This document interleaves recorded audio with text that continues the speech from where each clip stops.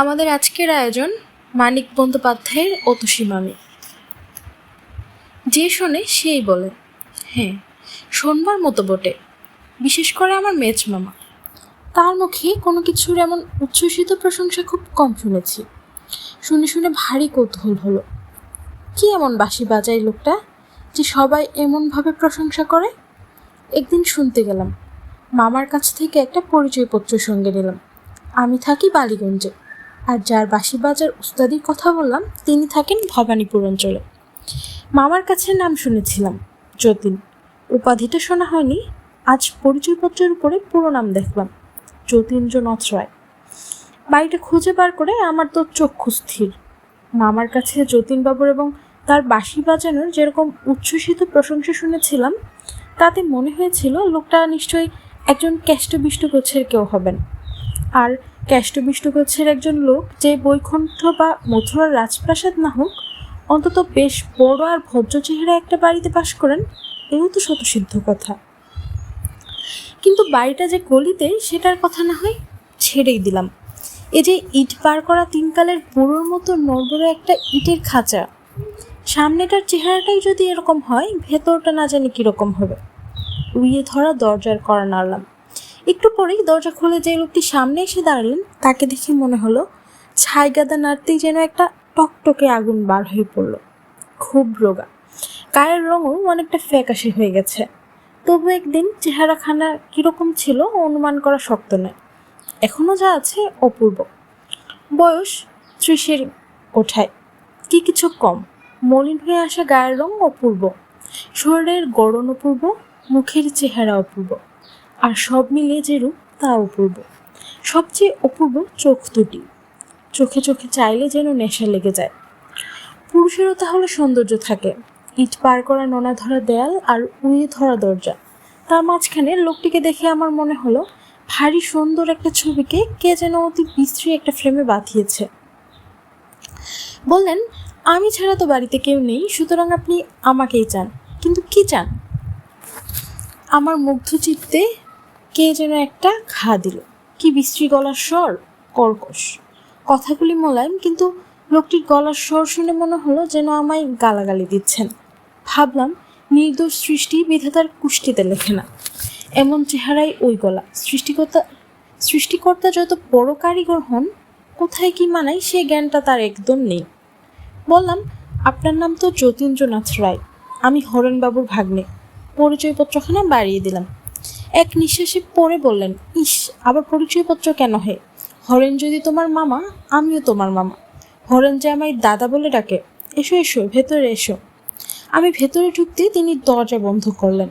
সদর দরজা থেকে দুধারের দেয়ালে গা ঠেকিয়ে হাত পাচে এসে একটা হাত তিনেক চৌড়া বারান্দায় পড়ে ডান দিকে বাঁকতে হলো। বাঁ দিকে বাঁকবার জো নেই, কারণ দেখা গেল সেদিকটা প্রাচীর দিয়ে বন্ধ করা। ছোট্ট একটু উঠান, বেশ পরিষ্কার। প্রত্যেক উঠানের 4টে করে পাশ থাকে, এটারও তাই আছে দেখলাম। দুপাশে দুখানা ঘর এ বাড়িরই অঙ্গ। একটা দিক প্রাচীর দিয়ে বন্ধ করা, অপর দিকে অন্য এক বাড়ির একটা ঘরের পেছন দিক। জানলা দরজার চিহ্নমাত্র নেই, প্রাচীরেরই সামিল। আমার নবলব্ধ মামা ডাকলেন, অতসী, আমার এক ভাগ্নে এসেছে, এ ঘরে মাদুর বিছিয়ে দিয়ে যাও। ও ঘরটা বড় অন্ধকার। ও ঘর মানে আমরা যে ঘরের সামনে দাঁড়িয়েছিলাম। ও ঘর মানে ওদিককার ঘরটায়। সেই ঘর থেকে বেরিয়ে এলেন এক তরুণী, মস্ত ঘুমটাই মুখ ঢেকে। যতীন মামা বললেন, এ কি ঘুমটা কেন? আরে এ যে ভাগ্নে। মামির ঘুমটা খুঁজবার লক্ষণ নেই দেখে আবার বললেন, ছি, মামি হয়ে ভাগ্নের কাছে ঘুমটা টেনে কলাবউ সাজবে। এবার মামির ঘুমটা উঠল। দেখলাম আমার নতুন পাওয়া মামিটি মামারই উপযুক্ত স্ত্রী বটে। মামি এ ঘরের মেঝেতে মাদুর বিছিয়ে দিলেন। ঘরে তক্তপোষ, টেবিল, চেয়ার ইত্যাদির বালাই নেই।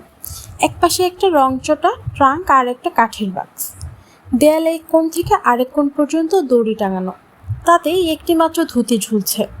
একটা পেরেকে একটা আধময়লা খদ্দেরের পাঞ্জাবি লটকানো, যতীন মামার সম্পত্তি। গোটা 2 বছর আগেকার ক্যালেন্ডারের ছবি। একটাতে এখনও চৈত্র মাসের তারিখ লেখার কাগজটা লাগানো রয়েছে। ছিঁড়ে ফেলতে বোধ হয় কারো খেয়ালই হয়নি। যতীন মামা বললেন, একটু সুজি টুজি থাকে তো ভাগ্নিকে করে দাও, না থাকে এক কাপ চাই খাবেন। বললাম, কিচ্ছু দরকার নেই যতীন মামা, আপনার বাঁশি শুনতে এসেছি, বাঁশির সুরে খিদে মিটবে এখন। যদিও খিদে পাইনি মোটেই, বাড়ি থেকে খেয়ে এসেছি। যতীন মামা বললেন, বাঁশি বাঁশি তো এখন আমি বাজাই না। বললাম, সে হবে না, আপনাকে শোনাতেই হবে। বললেন, তাহলে বসো, রাত্রি হোক, সন্ধ্যার পর ছাড়া আমি বাঁশি ছুঁই না। বললাম, কেন? যতীন মামা মাথা নেড়ে বললেন, কেন জানি না ভাগ্নে, দিনের বেলা বাঁশি বাজাতে পারি না, আজ পর্যন্ত কোনো দিন বাজাইনি। হ্যাঁ গা অতসী, বাজিয়েছি? অতসী মামি মৃদু হেসে বললেন, না। যেন প্রকাণ্ডটা একটা সমস্যার সমাধান হয়ে গেল। এমনিভাবে যতীন মামা বললেন, তবে? বললাম, মোটে 5টা বেজেছে, সন্ধ্যা হবে 7টায়, এতক্ষণ বসে থেকে কেন আপনাদের অসুবিধা করব? ঘুরে টুরে সন্ধ্যার পরে আসবো এখন। যতীন মামা ইংরেজিতে বললেন, টাট টাট, তারপর বাংলায় যোগ দিলেন, কি যে বলো ভাগ্নে, অসুবিধাটা কি হে? পাড়ার লোকে তো বয়কট করেছে অপবাদ দিয়ে, তুমি থাকলে তবু কথা কয়ে বাঁচব। আমি বললাম, পাড়ার লোকে কি অপবাদ দিয়েছে মামা? অতসী মামির দিকে চেয়ে যতীন মামা হাসলেন। বলবো নাকি ভাগ্নেকে কথাটা? অতসী, পাড়ার লোকে কি বলে জানো ভাগ্নে? বলে, অতসী আমার বিয়ে করা বউ না।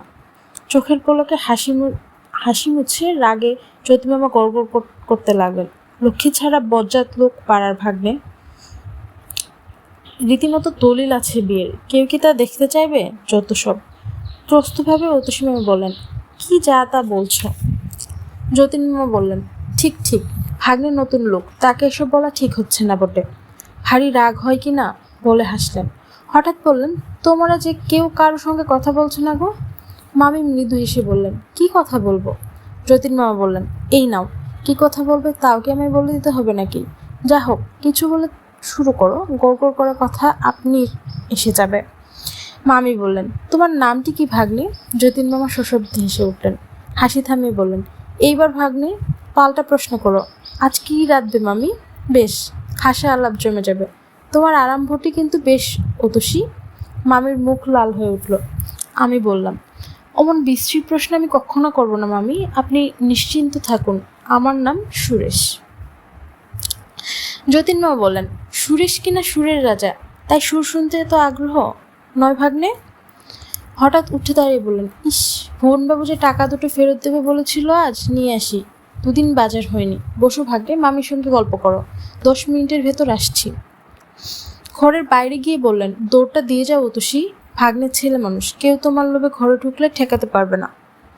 মামির মুখ আরক্ত হয়ে উঠল এবং সেটা গোপন করতে চট করে উঠে গেলেন। বাইরে তার চাপা গলা শুনলেন, কি যে রসিকতা করো, ছি। মামা কি জবাব দিলেন শোনা গেল না।